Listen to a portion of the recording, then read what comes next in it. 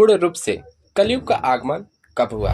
दोस्तों, माना जाता है महाभारत युद्ध से ही आंशिक रूप से कलयुग का आगमन हो चुका था। कलयुग के प्रभाव से लोग छल कपट करने के आदी हो गए थे।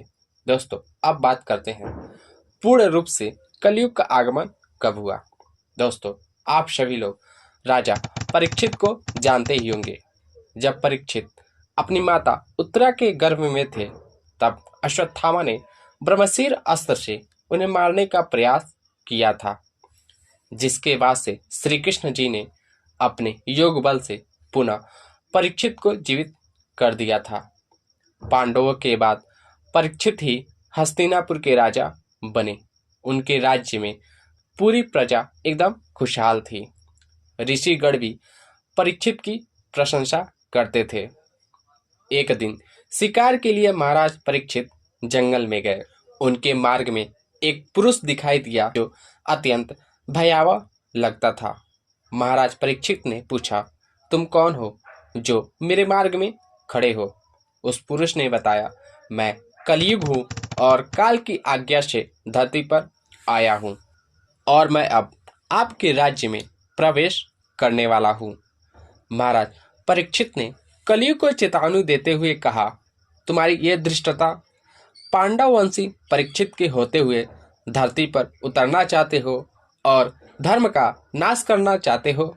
मैं तुम्हें अपने बाणों से नष्ट कर दूंगा। कलयुग ने बताया, प्रकृति के नियम अटल हैं। काल की गति किसी के बाणों से नष्ट नहीं हो सकती। जैसे सतयुग के बाद त्रेता युग आया, फिर त्रेता युग के पश्चात द्वापर युग का आना कोई रोक ना सका, उसी प्रकार द्वापर युग के पश्चात कलयुग का आना भी निश्चित है। इसलिए ज्ञानी जन काल के साथ लड़ाई नहीं करते। राजा परीक्षित ने कहा, यदि कलयुग के आने का समय हो गया है, तब भी राजा परीक्षित के रहते उसका आगमन नहीं हो सकता। कलयुग ने कहा, यदि परीक्षित का रहना काल के लिए रुकावट है, तो संभवतः परीक्षित का अंत नजदीक आ गया है। परंतु राजा परीक्षित डटकर कलयुग के मार्ग में खड़े रहे। तब कलयुग ने कहा, राजन, आपका वचन भी रह जाए और प्रकृति का नियम भी ना टूटे, इसलिए मैं आपके जीवन काल तक एक निश्चित सीमा में रहूंगा। राजन, मैं आपकी शरण में आया हूँ, अतः मुझे शरण देना आपका धर्म है। अतः आप मुझे वह स्थान बताएं जहां मैं रह सकूं।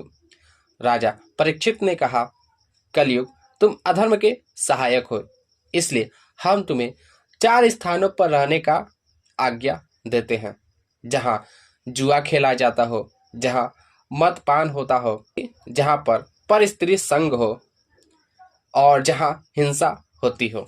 उन स्थानों पे क्रमशः असत्य, मद, काम और निर्दयता, ये 4 अधर्म निवास करते हैं, सो तुम वहीं रहोगे।